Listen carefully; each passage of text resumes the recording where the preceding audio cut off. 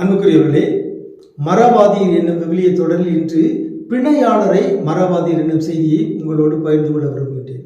பிணையாளர் என்பது நல்ல ஒரு தமிழ் சொல். ஆங்கிலத்தில் நாம் சொல்கிறோம் பெயில்.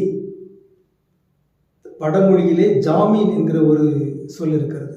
ஜாமீன் கொடுக்கிறது, ஜாமீன் வாங்குறது, சாட்சியாக இருப்பது.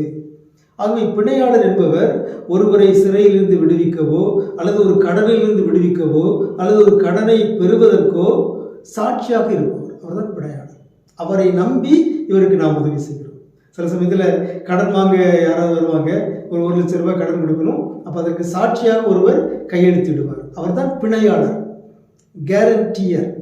அவர் அந்த கேரண்டியை கொடுக்கிறார், நான் அப்போ அதுக்கு பொறுப்பேற்றுக் கொடுக்கிறேன் என்று சொல்கிறார். ஆகவே பிணையாளராக இருப்பது என்பது ஒரு சவால்.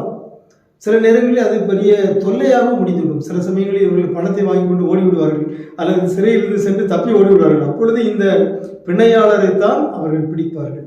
பிணையாளரை பற்றிய சில செய்திகளை நாம் சீராக்கிய ஞான நூல் 29வது அதிகாரத்தில் 14 முதல் 20 முடிய உள்ள இறைமொழியில் வாசிக்கின்றோம்.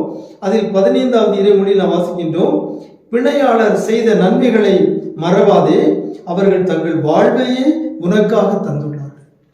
ஆகவே நம்முடைய வாழ்வில் சில பிணையாளர்கள் இருப்பார்கள். பள்ளியிலே படிக்கும் போது ஆசிரியரிடமோ தலைமை ஆசிரியரிடமோ நமக்காக பரிந்து பேசியிருப்பார்கள்.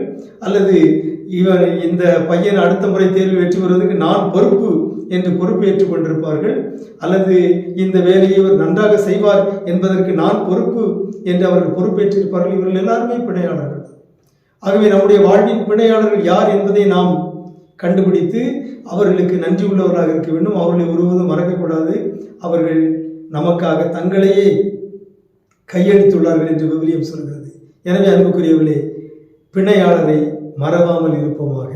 உங்களுக்கு அமைதி உரித்தாக.